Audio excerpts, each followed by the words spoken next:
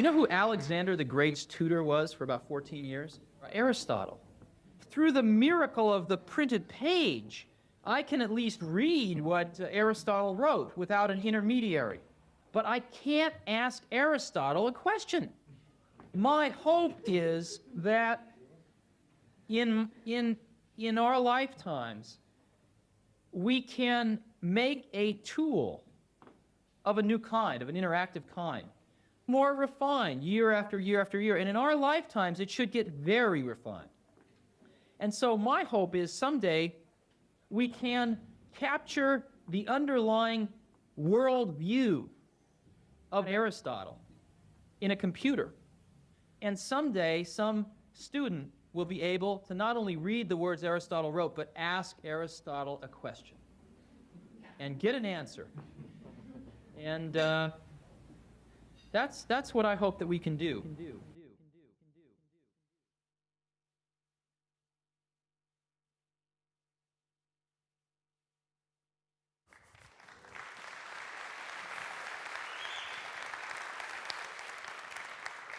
I'm here to talk about AI, as you might have guessed. It was about a year ago that we had one day in November when ChatGPT dropped. And we should always pay attention when the greatest visionaries of our time, like Steve, talk about ideas like we just saw as happening potentially one day, and now we're sitting here looking at that reality. On November 30th, from my mind, it was the beginning of a new wave that will kind of irreparably change software forever. Fergal is the head of machine learning and AI in Intercom, and he posted this tweet, which led to me texting him and being like, yo, should we chat? And he was like, yes. And we basically, over the series of the next 40 hours, declared a kind of internal code red, and we realized that the entire nature of everything we do in Intercom was up for grabs. It was all debatable. We scrambled, and we started building for an AI-first world, because that is, with absolute certainty, where we're headed. It took a while for the media to catch on, and eventually they did, declaring ChatGPT the person of the year, as you'd guess. And it's now clear to us all that we're in the middle of like a tectonic shift in our industry. Now, we have been here before. I was, believe it or not around when we had the mother of all demos by Douglas Engelbart, who demoed the first computer in the 60s or so. We're all familiar with the time Bill Gates and then Steve Jobs walked into Xerox PARC and discovered the graphical user interface. Around 15, maybe 18 years ago, some genius in Apple realized you could actually touch glass and make it do something, which led to the creation of the iPhone. And all of these things have one thing in common, which is they were both incredible technological progress and also incredible market impact, which leads to them being a game changer. Not everything is a game changer. Betamax wasn't, the Apple Newton. Lord knows, we all remember Google Glass, the Segway. Not all of these things have the market impact you need. In a lot of these cases, we used to take the piss out of things like Glass or Segway, and without irony, we put on the Facebook or the Oculus Quest and we scoot around the cities, not realizing that there is lineage here. But sometimes things don't work initially. They're too early. Without question, AI is a game changer. And I think we can think about software's evolution as being we went from punch cards to shit computers to better computers to the internet to mobile, and every single one of these things has been like a type of like meteorite that hits our industry, if you like, right? And when I think about what does that mean for us, I think every time one of these things hits, the entire landscape gets rewritten. So VCs, venture capitalists, like to post these little market landscape things. It's basically a venture capital equivalent of what the kids call a thirst trap. They post this to try and get attention from startups, so the startups will slide into their DMs being like, yo, you left me out of your grid. Here's one such one, and here's a company I've spent the vast majority of my life, my entire career trying to build, as one of these little dots. And we, of course, sit in a larger plane, which is all of tech, right? And you can see whenever someone rewrites the rules of technology, let's say they say we're going mobile first, or we're going web first, or now we're going AI first, it effectively does a lot of damage to a lot of these companies and rewrites the entire rules. The job here for all of us is to survive in AI and then thrive in AI. Now, How do you survive? This quote by Darwin, it's not really by Darwin, it's by somebody called Megginson describing Darwin, is really the key idea. It is not the strongest, it is not the biggest, it is not the most intellectually sharp, it is the one who is best able to adapt is the one who survives. And we will have to survive. Like, we've seen this happen so many times. You're all probably familiar with the evolution of the desk, right? Where the old office desk basically has converged and converged and converged. And where we are today is the entire thing is now just software, right?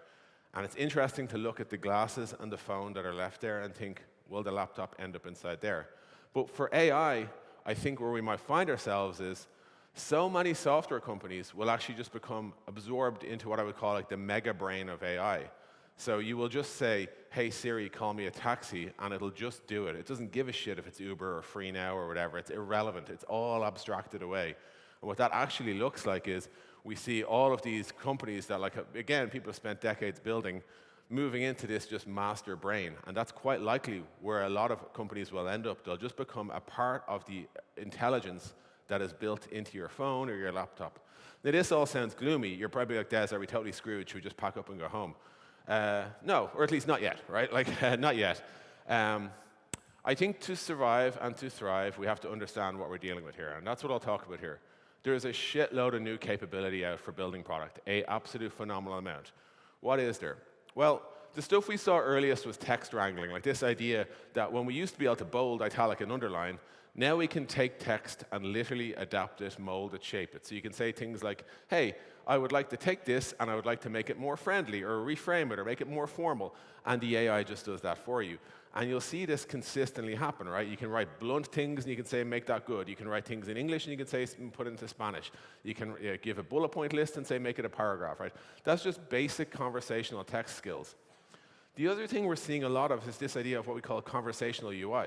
So it's hard to like repeatedly ask the same question and augment it through search or whatever. Like Google, for example, is typically what we call like a one-shot machine. You can say, find me all the Portuguese footballers who've won Player of the Year or something like that. But you can't then say, out of all those, show me all the ones who take penalties. You can't, like, there's no way to refer back to your previous query. With ChatGPT, it can actually do this perfectly. It can, I don't know why I paused there. It can, like, you can hammer it with a query, and then you can say, okay, take the list you just gave me, and like, now do this to it. And you can just aggregate your idea. So you can say, show me all the hotels, show me all the hotels with swimming pools, child-friendly, near an airport, and you can just keep piling this shit on, which is a new way of conversing with computers, as opposed to doing single-shot queries, which is what we've spent most of our time doing. We are now insanely good at images. We didn't think this would happen, right? But like ChatGPT and specifically DALL-E is capable of rendering phenomenal images. Now, people look at these demos and they're quite dismissive. They think this is cute as hell, Des, but I'm not in the middle of doing a children's storybook startup. I am doing like a fancy, email newsletter tool. And I'm like, oh, okay. And you think that none of this tech would have any relevance for you whatsoever? Well, let's see. Can you design me a newsletter template appropriate for a French restaurant? And it turns out it can. And you can say, pick one, use it as the header image, and then design the rest of the email. And it can. And you get like literally these beautiful designs. This is all literally nothing to do with me, just asking for this to be produced. And you get design after design after design. And what's amazing here is you have to bear in mind, most people are shit at design. If you're a designer out there, you're like, I can do better than that, that's grand. Most of the crowd can't. So what we've done here is massively change the amount of people who can do things with this capability. And it's not just cute storybooks. It's anywhere that creativity is needed. The other thing we're really good at now is parsing visuals. So you've probably seen this demo, but you can take a photo of a bike and you can say, how do I lower my bike seat? And ChatGPT scans the image and says, here's how you do it.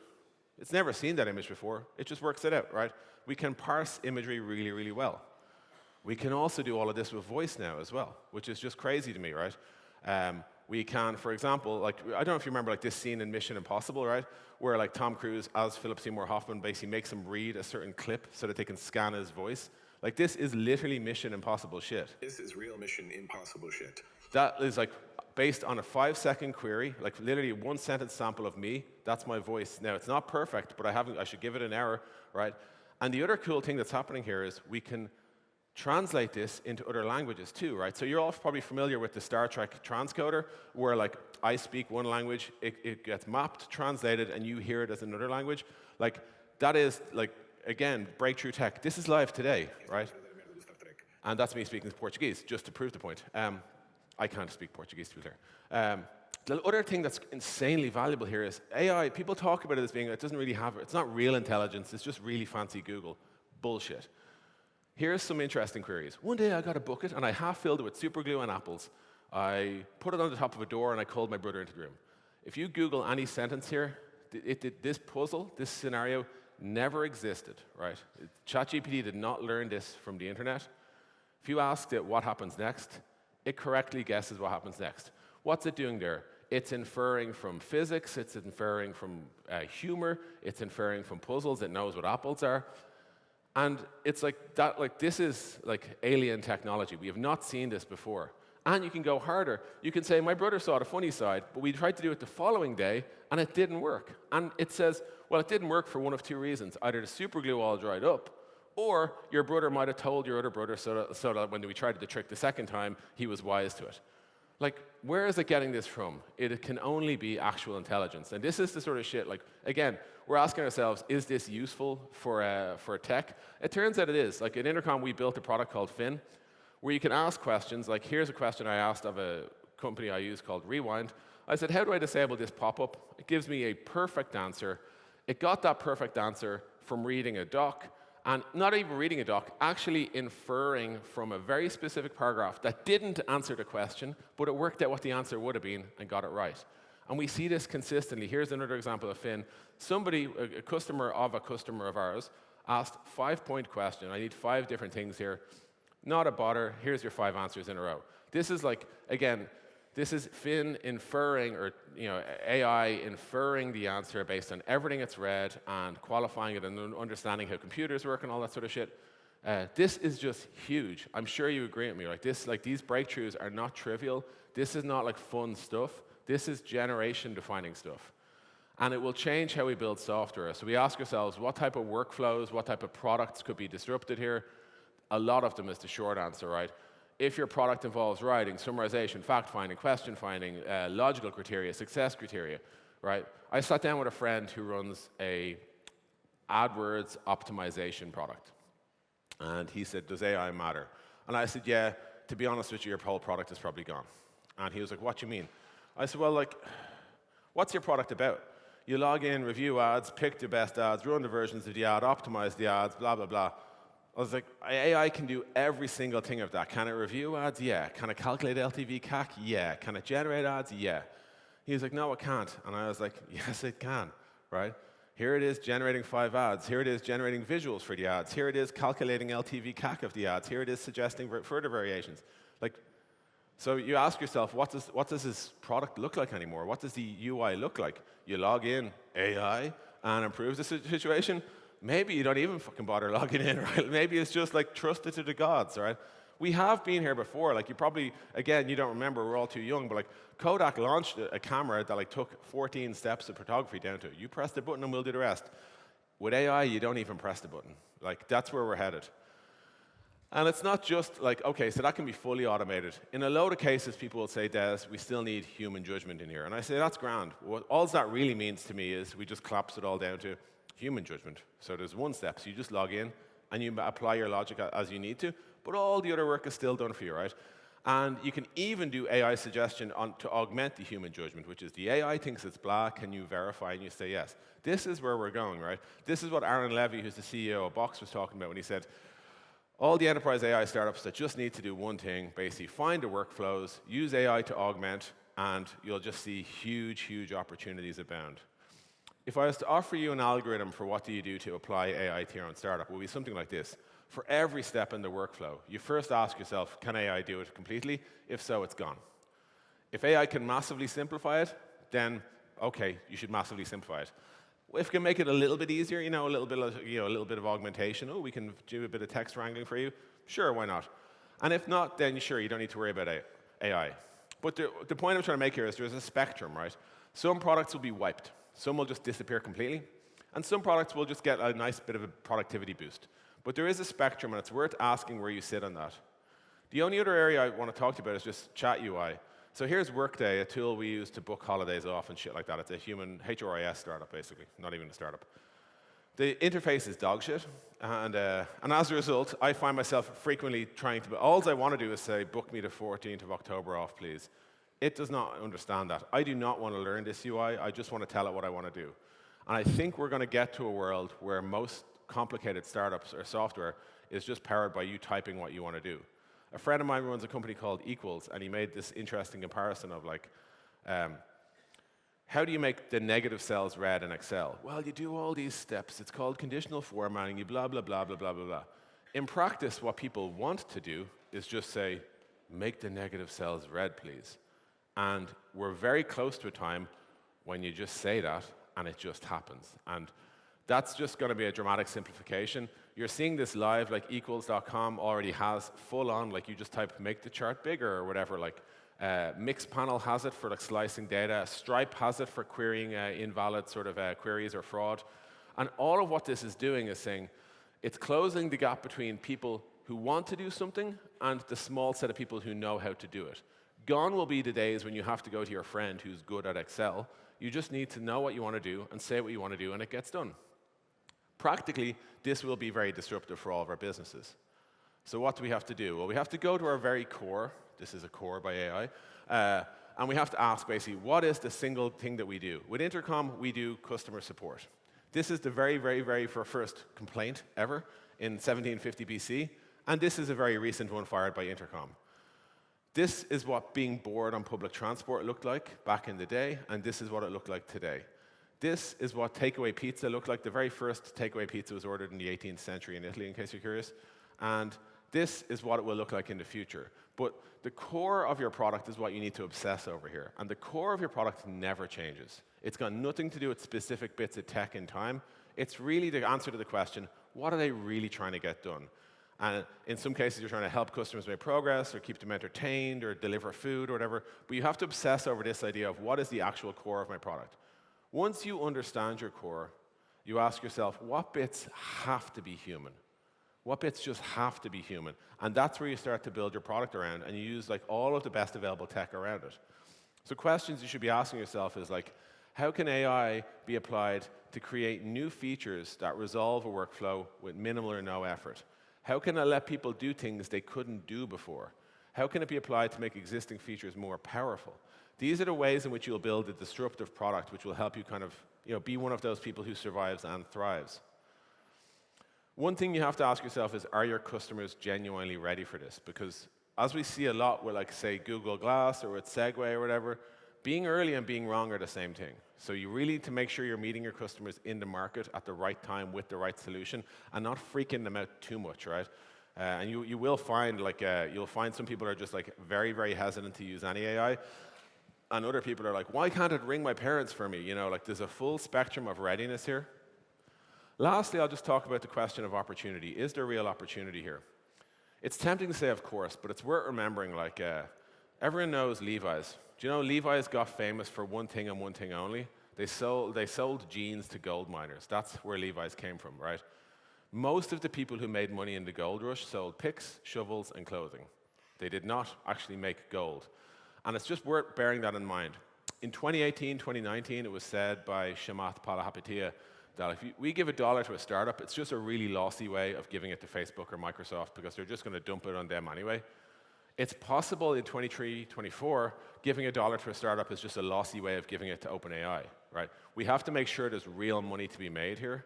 So before you go all in on a product direction, you have to make sure that it just won't be part of the next operating system update, right? The next bold, italic, underline type feature that they roll out to everyone.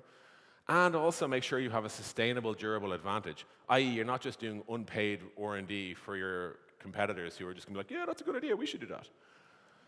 So what does this mean for your strategy? Well, I'll finish on this example. This is what we sort of need to think about. If you're starting, say, mail.ai, it's a MailChimp, but it's AI-powered. The first question you have to ask yourself is, if this is the tech stack of everything like MailChimp can do, how much of that tech do we still need, right? Do we still need to send millions of mails? Yes. Do we still need high sender reputation? Yes. All of that shit still has to be there. And then when you look at MailChimp as a business, how much of that stuff do we need? Do we need a trusted brand? Do we need to have partnerships? Do we need effective go-to-market? And then, so you say, right, we're going to do a MailChimp product, but we have a cute AI-powered email composer. And I ask you, who has more to build, right? Some people have, if the only thing MailChimp have to build is your cutesy-bootsy AI composer, and you have to build all the shit they have, you don't really have a big advantage there. And no matter how fast you are, MailChimp aren't that fucking slow, you know?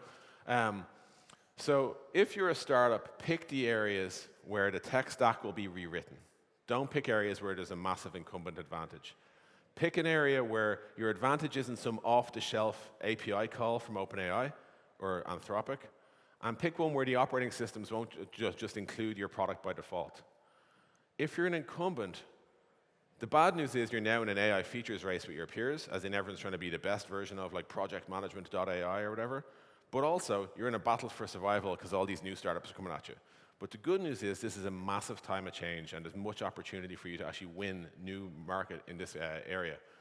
The core question here to me is, how does all the new tech make it quicker, faster, easier, more accessible for more people in more ways to use your product? That is the question. There is this meteorite coming, and it's going to hit the tech landscape, and it's going to affect all of us. We've been here before. Every single time humanity goes through these things, we come out the far side better. I'm very optimistic, and even every time tech has gone through it, we've come out better. But the thing I'll encourage you to be is learners. This is a massive time of change, and in times of change, learners inherit the earth.